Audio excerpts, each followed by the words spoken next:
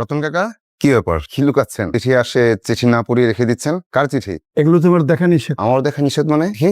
আমার বুক কথা কি, আমি সারাদিন শুধু তোকে চুমু খেতাম, আজ তুই কত বড় হয়ে গেছিস।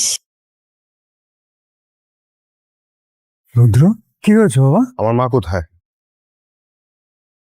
তোর মা তোর ছোটবেলায় মারা গিয়েছে, সেটা তো তুই জানিসই। প্লিজ বাবা, ইনাফ। মিথ্যার উপর আমার জীবন চলে যাচ্ছে, আর কোনো মিথ্যা না। রুদ্র প্লিজ লিসেন টু মি। আমি সে সময় যা করেছিলাম, এছাড়া আমার কোনো বিকল্প ছিল না বাবা। তোর মা তখন মানসিকভাবে এমন বিপর্যস্ত ছিল, আমি চাইনি যে তার প্রভাবটা তোর উপরে পড়ুক। আমি আসলে যা কিছু করেছি সব তোর বেটারমেন্টের জন্যই করেছি বাবা।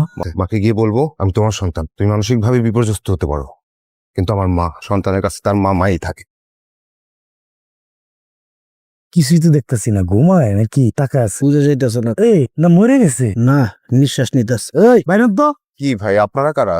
আমাকে পরিরে দেখছো? হুইস পরি? এই আমগো বইন হাইট এরকম হইব, শ্যামলা এরকম কোন মায়া আনতে যাইতে দেখছো? ভাই আমি ঢাকা থেকে আসছি, আমি এখানকার কাউকে চিনি না। করতেইছেন ঢাকা থেকে। সত্যিকার কথা, ঢাকাতে কি লেগাইছো স্যার? আমি তো একটা কাজে আসছি। এতক্ষণ যে কইলি পরিরে চিনি না, আসলে কি চিনোস না? ভাই আপনাদের ভুল হচ্ছে, বিশ্বাস করেন আমি পরিণামের কাউকে চিনি না। আমাকে পরির লগে যারে দেহম তার একবারে কল্লাটা ফালাই দিব। ভাই চলো। আচ্ছা ভাই, আপনারা যখন আসছেন একটা হেল্প করেন না, আমার গাড়িটা তো নষ্ট, এই রাতে এখানে আটকা ছিলাম, একটু ঠিক করে দেন না। আমরা কেমনি ঠিক করবো? আচ্ছা টাইনে লয়ে যেতে পারে, গাড়িটা বান দে। এই শব্দ কিসের রে? না, জায়গাটা সুন্দর তো, আনন্দে চিৎকার করছি। ওয়াও, এই কি আপনি? আপনি লুকিয়ে থাকেন, লুকান। আরে লুকিয়ে তো আছে। হ্যাঁ, আসসালামু আলাইকুম। ওই যে দেখ ওই গাড়িটা ঠিক করে দে তো। আমরা গেলা কল্লা ফালাইতে হইব। জি যান, কলা ফালান। আমিন সাইডে যান। আপনি গাড়িতে কখন উঠলেন? আপনি যখন খেয়ে পড়েছিলেন তখন কি খেয়েছেন আমাকে একটু দিন না, আমি ট্রাই করি। যাই হোক, আপনার সাহস তো কম না। আপনি যে গাড়িতে উঠলেন, আপনার ভাইরা যদি আমার কলা কাটে? কি ভিতরে বাবা, কিচ্ছু হবে না। এই পরি যতক্ষণ আপনার সাথে আছে একটা ফুলের টোকাও আপনার গায়ের উপরে পড়বে না। শুনেন, আমাকে ঢাকা দিয়ে আসেন। মামার বাড়ির আবদার, আমি এখানে একটা কাজে আসছি, কোনো প্রকার হেল্প করতে পারবো না। হ্যাঁ, আপনি কথা বলে কি বুঝে বলেন নাকি? অবশ্যই বুঝে শুনে কথা বলছি। পারফেক্ট। কি করছেন আপনি? যাও যাও। পরি আপা না? এই আপনি পরি আপা না? এখনই বাইরে কল দিতেছি। কাকা পরি আপাতত এবার তার প্রেমিকের সাথে পালায়। কি এই যে দেখেন, গাদার বাচ্চাকে ফোন দে। বাজান, আসসালামু আলাইকুম। ওই তোরা, আব্বা আমরা এই যে রাস্তায়। তোকে আমি রাস্তায় ঘুরতে পাঠাইছি। আব্বা আমরা তো পরিরে খুঁজতেছি আব্বা। আব্বা জান, আল্লাহ আপনার একটা ব্রেন দিছে, এটা খরচ না করে যদি মরে যান, আল্লাহর কাছে কি জবাব দিবে? আল্লাহর নিয়ামতই তো খরচ করতে পারলেন না। জি আব্বা, খরচ করার চেষ্টা করবো আব্বা। আরে গাদার বাচ্চা, ফেসবুক দেখ। আপনি বিয়ে করেছেন? এখনো বিয়ে করেন নাই? কি বলেন বুইরা? আমাকে জিজ্ঞেস করবেন না আমি বিয়ে করেছি কিনা? আপনাকে দেখেই বোঝা যাচ্ছে আপনি বিয়ে ছেড়ে পালিয়েছেন। জি, 3 বার। 3 বার? আমি তো সিদ্ধান্ত নিয়ে নিয়েছি, হাফ সেঞ্চুরি না করা পর্যন্ত আমি বিয়ে করছি না। খুব ভালো। আপনার বাসা কোথায়? আপনি আবার কিডন্যাপার না তো? আপনাকে একটা কথা বলি, আপনি যদি কিডন্যাপার হন, অনেক বাজে কিডন্যাপার হবে। কি হয়েছে? নামেন। নাম্বার মানে কোথায় নামবো? আরে বুঝলাম না, মানে কি? নামেন। হা করে তাকিয়ে আছেন কেন? আপনি তো দেখতে খারাপ না। কেন? বউ সাজে কি আমাকে সুন্দর লাগছিল না? বউ সাজে তো সব মেয়েকে সুন্দর লাগে, নারীর আসল সৌন্দর্য ন্যাচারাল বিউটি। বাবা, ভীত মানুষের মুখে দেখি ফুলও ফোটে। চলেন। টেনশন করেন না, পরি তো বাচ্চা না, চালাক চতুর একটা মেয়ে। দেখবেন 2 দিন পরে ঠিকই ফিরে আসবে। ওরে সারা বাড়িটা কেমন ফাঁকা ফাঁকা লাগতেছে। ওরে ছাড়া 2 দিন আপনি থাকতে পারতেছেন না। ওরে বিয়ে দিলে কিভাবে থাকবেন বলেন? আপনার ভাইরা এমন কেন? কেমন? বাংলা সিনেমার ভিলেনদের মতো। আমার ভাইদেরকে দেখতে ভিলেনের মতন হলেও আমার ভাইরা অনেক বোকাশোক, মনও ভালো। আপনার মতো। মন ভালো, তাই না? জি না, আপনার সাথে একটু ফ্রি হয়েছি বলে আপনি আমাকে নিয়ে উল্টাপাল্টা কথা বলবেন, এটা মোটেও ভাববেন না। আমি তো মজা করছিলাম, কিন্তু একজন মহিয়সী নারী, মাত্র জাতির বিবেক, জাতির চোখ খুলে দিয়ে এসে বসলেন। পরিবার নিয়ে রসিকতা আমার একদম পছন্দ না, এটা করবেন না। পরিবার? আপনি জানতে চাচ্ছিলেন না আমি কেন এখানে এসেছি? আমার মাকে খুঁজতে। আপনার মা কি রাগ করে চলে আসছেন? ছোটবেলায় মা মারা গেছে, এটা জেনেই বড় হয়েছে। জীবন কেটে গেল মিথ্যার উপর। এই মিথ্যার সত্যতা কতটুকু তা জানতে বের হয়েছে। মাকে খুঁজছি, কিন্তু কোথাও খোঁজ মিলছে না। আই এম সরি, আসলে আমার অবস্থাও একই রকম। ছোটবেলায় আমাকে জন্ম দেওয়ার পর মা মারা যায়, তারপর ফুপির কাছে বড় হই। মাঝে মধ্যে মনে হয় কি জানেন, আমার মা যদি বেঁচে থাকতেন আমাকে না এতটা ভালোবাসতো না যতটা আমার ফুপু আমাকে ভালোবাসে। উনি আপনার মা? আপনি আমার ব্যাগে হাত দিয়েছেন কেন? আমি আপনার ব্যাগে হাত দিইনি, রাতে ঘুমানোর সময় আপনার ব্যাগটা নিয়েছিলাম মাথার নিচে দেওয়ার জন্য, তখন ছবিটা পেয়েছি।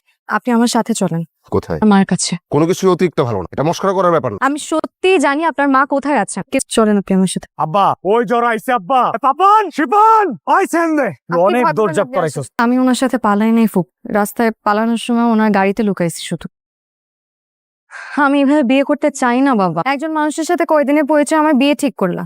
বিয়ে করলাম, তারপর আমি তোমার ফুপুকে দেখছি সারাটা জীবন কষ্টে কাটে একটা ভুল মানুষের জন্য, তার পুরো জীবন নষ্ট হয়ে গেছে। আমার ফুপু রাতের পর রাত নির্ঘুম অশ্রু চোখে কাটাইছে, উনি তো নিজের সন্তানকেও কাছে পায় নাই।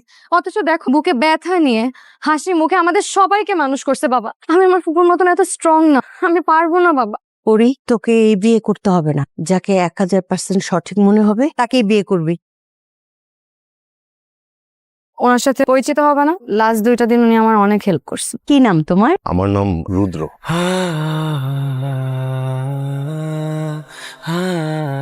এটা কি হচ্ছে?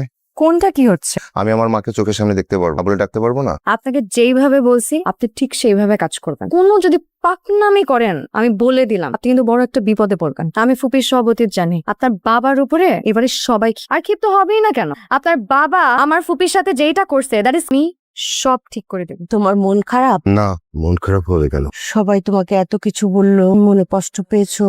আপনাকে কষ্ট দেওয়ার জন্য দুঃখিত। আমাকে তুমি কষ্ট দিবে কেন? আসলে আমার কপালটাই পোড়া। তখন তুমি জানতে চাইলে না যে আমার পরিবার আছে কিনা, কোথায়। আমারও একটা পরিবার ছিল, খুব সুন্দর পরিবার। নিজ হাতে সংসারটা সাজিয়েছিলাম। সেখানে সুখ ছিল, দুঃখ ছিল, ভালোবাসা ছিল, মায়াও ছিল। 1.5 বছর পরে আমার কোল জুড়ে ফুটফুটে আমার সন্তান এলো। কি মায়া! আরে আমার সন্তান, কি মায়া, কি মিষ্টি গন্ধ।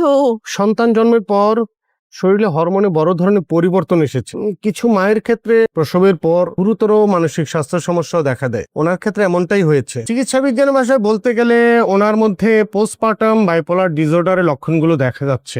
আরে এমন পাগল আমি জীবনে অনেক দেখছি। এইগুলি কখন কি করে ফেলায় কেউ কিছু কইতে পারে না। ডক্টর সাহেব তো বললেন চিকিৎসা পেলেও ঠিক হয়ে যাবে। হ্যাঁ, তিনি তো কইছেন বইয়ের বিদ্যার কথা, আমি জীবনের কথা কইতাছি। আমি এগুলি দেখছি না।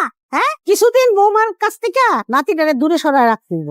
বারবার করে কইছি যে বৌমার কাছে বাচ্চাটা রাখিস না, কবে এখানটাছে। আপনি কি করছেন মা? ওকে আমার কাছ থেকে সরিয়ে নিবেন না মা? তুমি কিছু বলছো না কেন? মাত্র কয়েকটা দিন মেডিসিন নাও, সব ঠিক হয়ে যাবে। আপনি ভুল বুঝতেছেন। যা করছে আমার নাতির ভালোর জন্য করছি। ভালোর জন্য করছেন না, একটা বাচ্চারে মার থেকে আলাদা করে রাখছেন। শোনেন, আপনার সন্তান যেমন আপনার কাছে খুব আদরের, আমার সন্তান ঠিক তাই। আপনি থাকেন, আপনার সন্তান নিন, আমি আমার মেয়েকে নিয়ে যাচ্ছি। আমার কাছে আমার সন্তান যেমন ভালোবাসা, এমনি আমিও তো কারো সন্তান।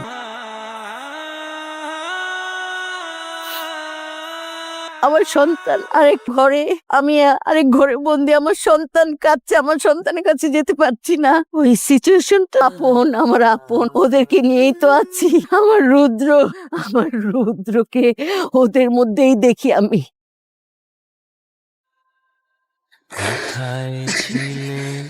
আমি তোমার রুদ্র। আমি তোমাকে খুঁজতে খুঁজতে এখানে এসেছি। পাপন, তুমি তো প্রতি বছর আমাকে চিঠি পাঠাতে, কিন্তু আমি কখনোই তোমার চিঠি পাইনি মা। আমি তো জানতাম আমার মা মারা গেছে। এই মিথ্যা মেনে তো আমি বড় হয়েছে। আমার কি অপরাধ মা? শুধু তোমার একা কারাবাস হয়নি, আমারও হয়েছে। আপনারা তো মা হারিয়েছেন, মায়ের আদর থেকে তো বঞ্চিত হননি, মায়ের আদরের অভাব বোধ তো করেননি। আমি মায়ের আদর থেকে বঞ্চিত হয়েছি, আমি মায়ের অভাব বোধ করেছি। মায়ের আদর ছাড়া একটা সন্তানের বেড়ে ওঠার কষ্ট আপনারা বুঝেন? মেরে ফেলবেন আমাকে, মেরে ফেলেন। আমি আমার মাকে দেখেছি, জীবনে একবার হলো আমার মাকে মা ডেকেছি। ওর আর কোনো আফসোস নাই। আমি সবকিছুর জন্য আপনাদের কাছে কৃতজ্ঞ। একবার হলো তো আমার মাকে মা ডাকতে পেরেছি। এই কিছুদিন আমি আমার মায়ের স্নেহ পেয়েছি। আমার আর কিছু চাই না, হয়তো আমার কপালে এতটুকুই ছিল।